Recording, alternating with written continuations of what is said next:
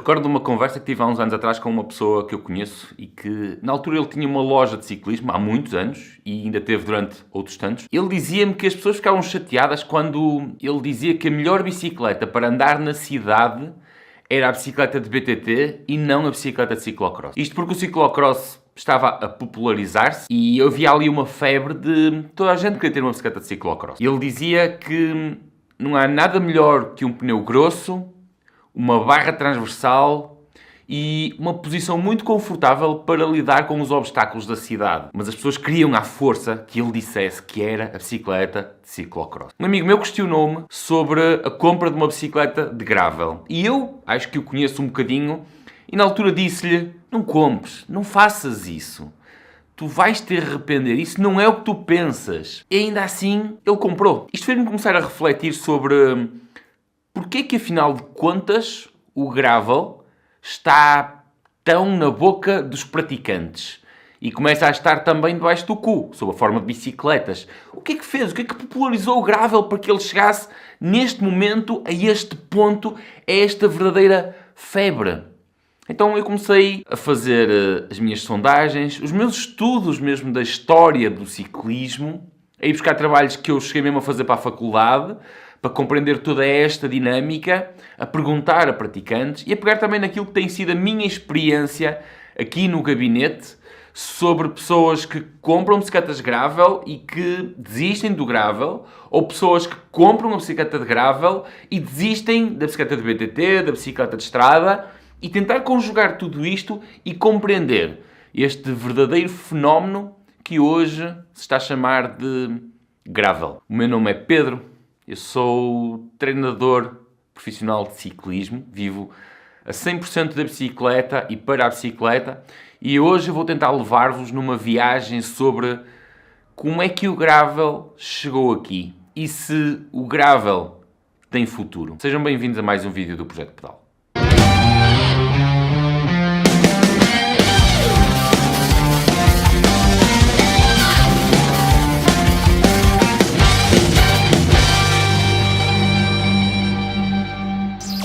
O ciclismo de estrada é um desporto clássico e nós sentimos que a bicicleta esteve sempre presente na nossa vida.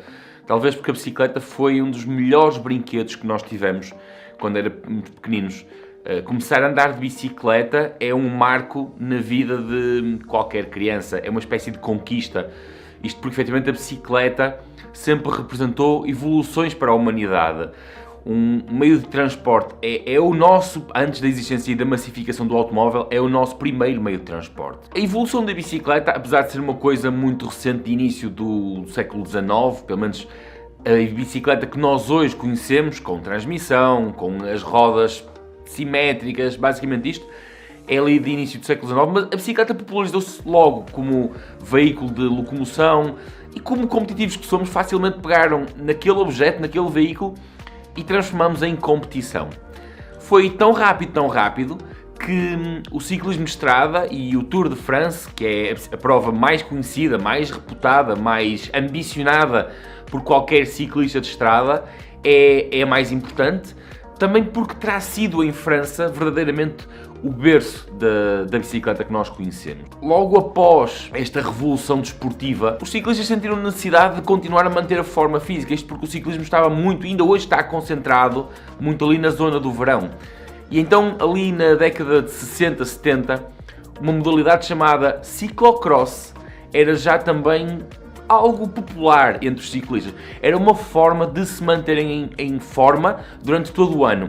E eu vou pegar no ciclocross porque o ciclocross tem aqui uma parte muito importante na evolução daquilo que é o ciclismo atual e para onde eu quero levar esta conversa. Com os registros vídeo e até as fotografias, nós conseguimos perceber que o ciclocross não evoluiu tanto quanto isso. É basicamente uma corrida na lama, com obstáculos, nos períodos de inverno e que se popularizaram sobretudo muito nos países mais nórdicos.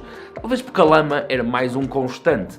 Não é, por exemplo, tão popular nos países do sul, onde não há lama, onde o calor impera mais. Na década de 60 e 70, o ciclocross já se tinha então tornado uma modalidade muito popular entre ciclistas. E é na década de 70, precisamente numa corrida de ciclocross, que surge aqui algo diferente e que viria a revolucionar o ciclismo que nós hoje conhecemos. Foi nos Estados Unidos, numa prova na Califórnia, que surge um grupo, conhecidos na altura como os The Cupertino Riders, com as bicicletas que eram conhecidas como as Balloniers. E o que eram as Balloniers? As bicicletas Balloniers eram aquelas Schwinn Cycle, uma marca muito conhecida, muito prestigiada nos Estados Unidos, com uma roda mais gorda, desenhada simplesmente para pedalar, não era para desporto. Mas os Cupertino Riders são os primeiros a pegar nessas bicicletas, nessas Schwinn, e a acoplar-lhes, a transformar-lhes e pôr transmissões exteriores. Não aquelas transmissões de cubo, mas transmissões exteriores, como eram já utilizadas largamente nas bicicletas de competição. Nas bicicletas de estrada, nas bicicletas de ciclocross, que no fundo eram as mesmas, com pneus adaptados. E os Cupertino Riders aparecem então numa prova de ciclocross na Califórnia, com essas Schwinn Cycle alteradas, com pneus mais gordos. E a diferença era precisamente pegar nestas bicicletas com pneus bastante mais largos e metê-las no meio de provas. Isto chamou a atenção na altura. Estes Cupertino Riders seriam aquilo que hoje são considerados por muitos os predecessores do BTT. Eram apenas um grupo dos quais depois viriam a sair muitos daqueles que foram os pais do BTT atual, mas eram apenas um grupo de amigos que transformavam bicicletas para descerem costas o mais rápido possível e estarem ali única e exclusivamente a divertirem-se, a ver quem é que descia mais rápido.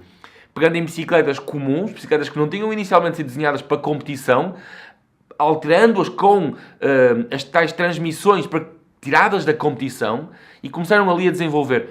Com estas alterações e com a utilização de bicicletas em todo o terreno, as chamadas mountain bikes, que em Portugal no início chamavam-se bicicletas de montanha, também aqui uma melhor tradução eram bicicletas de montanha, mais tarde é que se vieram a chamar de bicicletas de BTT, bicicleta de todo o terreno. As primeiras competições de mountain bike eram muito semelhantes àquilo que nós hoje olhamos para as bicicletas de gravel e seriam mesmo muito semelhantes. Aliás, as primeiras provas, nós olhamos para as bicicletas e apesar de serem bicicletas de roda 26, eram quadros em aço, muitas vezes com forquetas rígidas e com os guiadores que se utilizavam até então na estrada ou no ciclocross. Só que, contrariamente àquilo que acontece no ciclismo de estrada, onde as regras são extremamente rígidas, muito rígidas, e limitam muito o desenvolvimento da bicicleta, os fabricantes não estão assim tão à vontade. E quando eu falo de fabricantes, falo dos quadros, da geometria dos quadros, da maneira como vão posicionar tudo. Até mesmo, por exemplo, atualmente houve a proibição de espigões telescópicos, as transmissões que se utilizam. No BTT não acontece isso. No BTT, os fabricantes têm toda a liberdade para desenharem os quadros como querem, as transmissões como querem e até mesmo o tamanho de rodas como querem. Por isso é que nós passamos das rodas 26 para as 27,5 e para as 29 muito rápido. Numa década transformou-se o BTT por completo, porque a UCI não impõe limitações no BTT. Desenvolveste, inventaste, achas que é melhor? Usa. E isto deu uma vantagem, um edge ao mountain bike que o ciclismo de estrada está longe de ter. As bicicletas evoluíram imenso. Hoje em dia, uma bicicleta de BTT medíocre, de suspensão total, é capaz de fazer obstáculos, é capaz de dar ao ciclista um conforto, uma noção de conforto que as bicicletas dos anos 90, as melhores bicicletas dos anos 90, estão a léguas, estão a milhas desse tipo de conforto. Então isto trouxe também uma coisa negativa para o BTT. É que o BTT tornou-se enfadonho, na perspectiva em que tu, para tirares algum prazer, alguma adrenalina do BTT, tens que arriscar mesmo muito.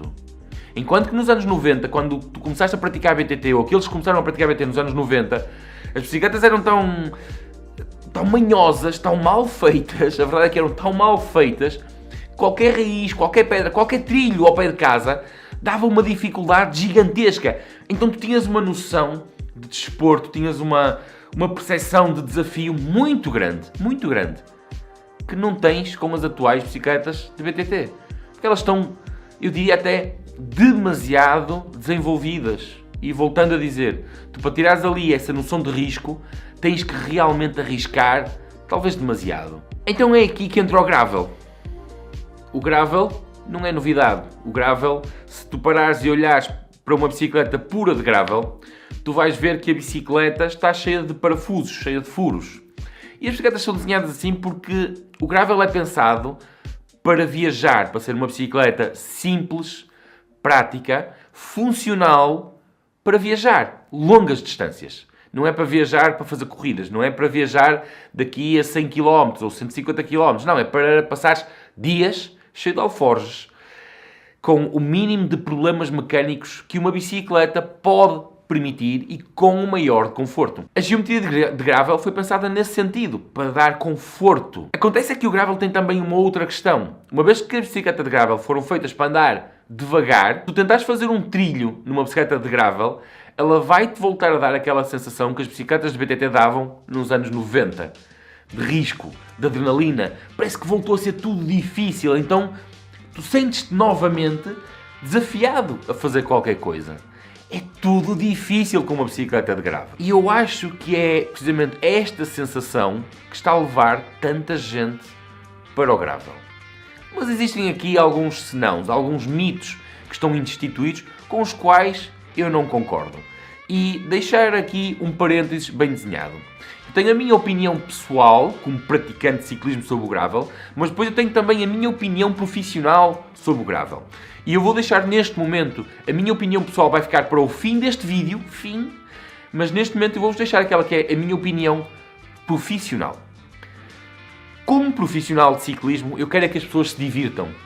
Como profissional de ciclismo, como bike fitter, como treinador, eu quero é que as pessoas tenham a melhor bicicleta para aquilo que são as competências, as expectativas e para tirarem prazer do ciclismo. Eu quero que as pessoas fiquem no ciclismo o maior número de anos possível. Como treinador, que tenham saúde para o fazer e na escolha da bicicleta, que seja a bicicleta que realmente vai ao encontro daquilo que são as necessidades e expectativas. Eu quero que tu estejas no ciclismo até aos 100 anos de idade, se tiveres saúde para lá chegar.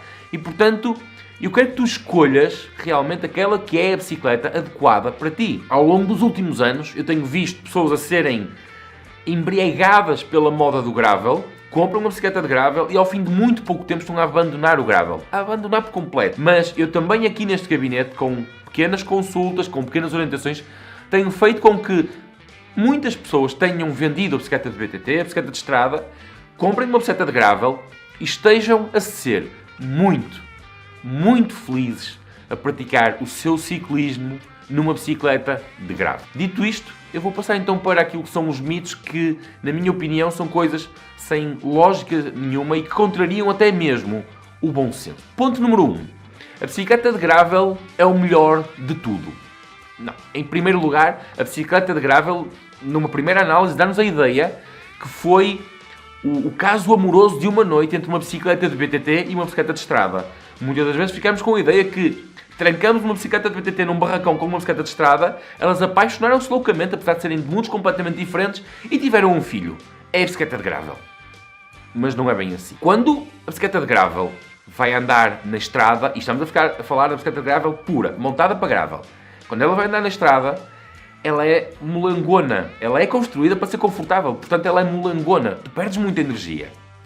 Ela tem aqueles pneus mais grossos e cardados, e então tu tens mais atrito. Então tens uma bicicleta que tem mais atrito no asfalto, por muito ar que lhe dês ao pneu, e quando carregas nos pedais, ela é mais molangona, porque algumas delas têm pequenos pivôs para ter torções.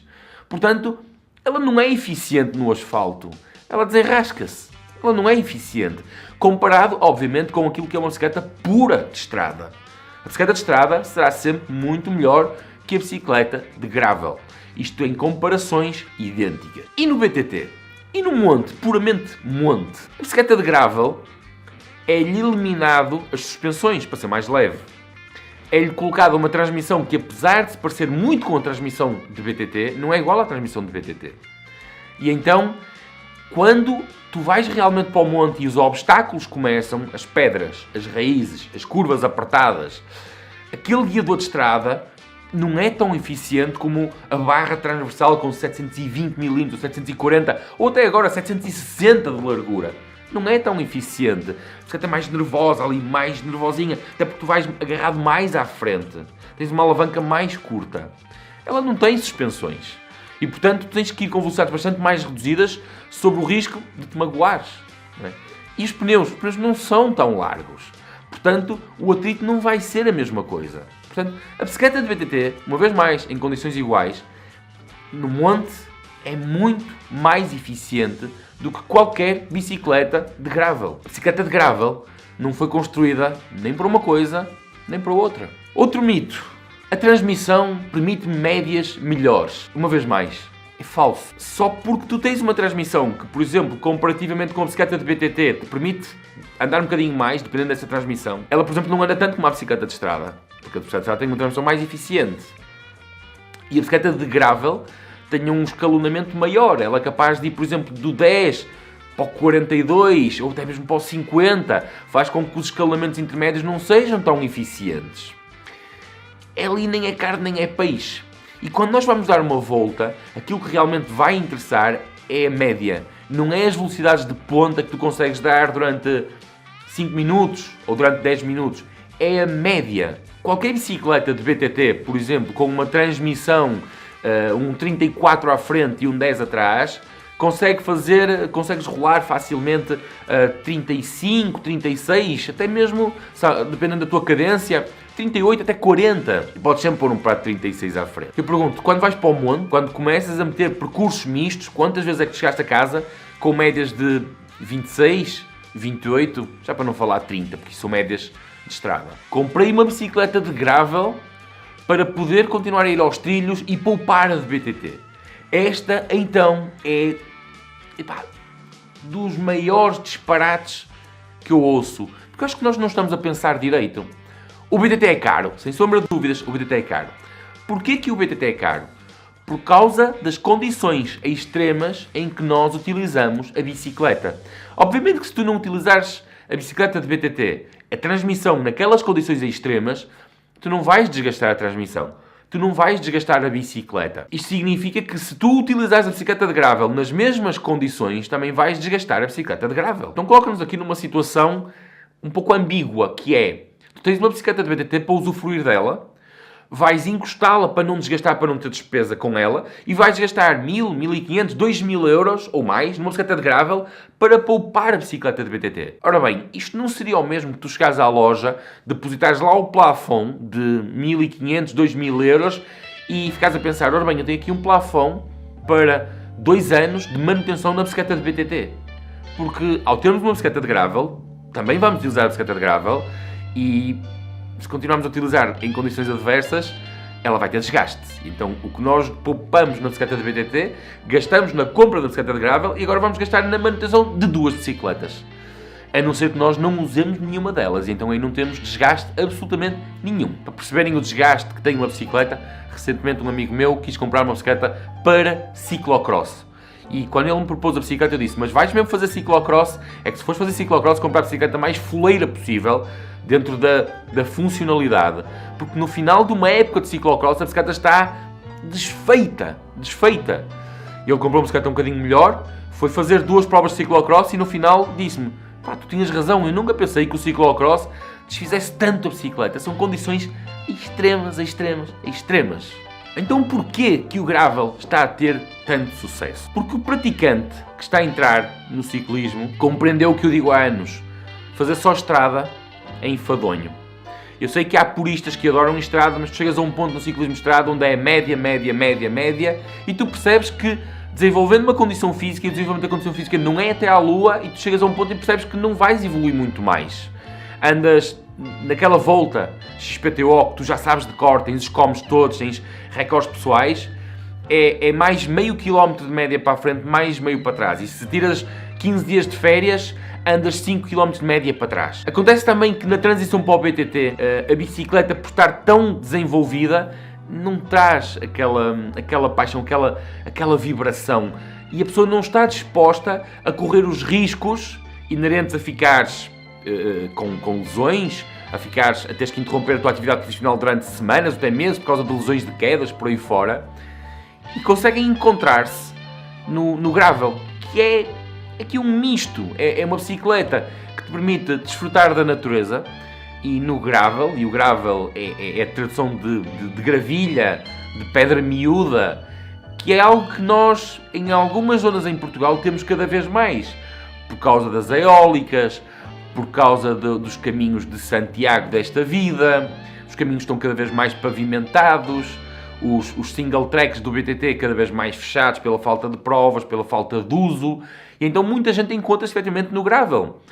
Porque as viagens efetivamente estão muito em voga, estão na moda. O gravel é também o gravel é também uma forma mais descontraída de estar no ciclismo. Até mesmo em provas de gravel é uma forma diferente, é uma forma de superação diferente, é uma forma mais descontraída. Podes viajar com amigos, podes meter uns alforjes, podes fazer aqui a costa portuguesa toda, podes ir à Serra da Estrela em vários dias carregado de alforjes e, portanto, tem atraído mesmo muitos praticantes.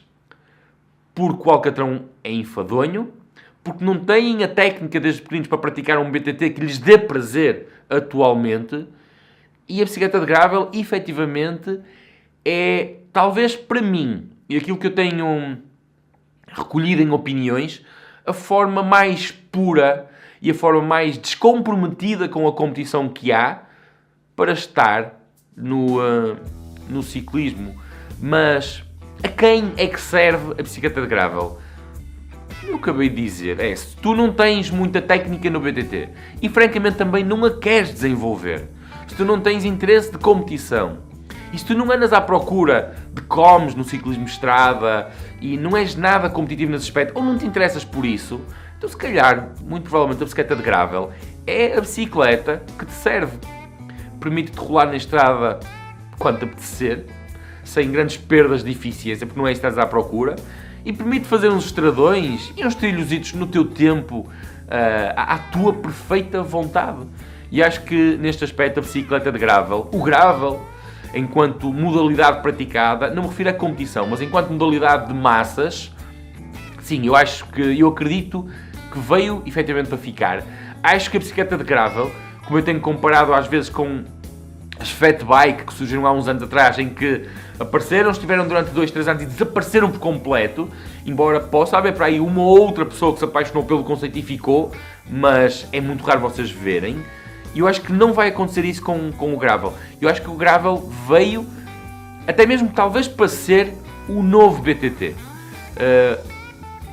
O gravel vai viver com o BTT elétrico, por assim dizer. O BTT está-se a transformar em elétrico e vai haver um mundo de massas dentro daquilo que é o mundo do ciclismo, de praticantes de gravel.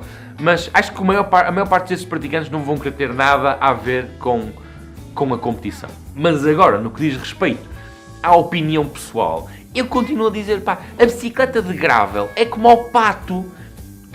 O pato nada, mas nada mal. O pato caminha, mas caminha mal. O pato voa, mas voa mal. Se formos a comparar com outros animais que são mais eficientes nessas áreas. O pato faz tudo, mas o pato faz tudo mal, faz tudo de forma medíocre, chamemos-lhe assim. Mas faz. É esta a minha opinião sobre o gravel. Se tu gostas realmente de BTT, tu nunca vais ser grande fã do gravel. Se tu gostas realmente de estrada, tu nunca vais ser realmente fã do gravel. Se tu nem gostas de uma coisa nem gostas de outra, então a bicicleta de gravel é para ti. Grande abraço. Acima de tudo, divirtam-se e sejam felizes a praticar o vosso ciclismo e não liguem para as opiniões, nem mesmo para a minha. Grande abraço a todos. Sejam felizes.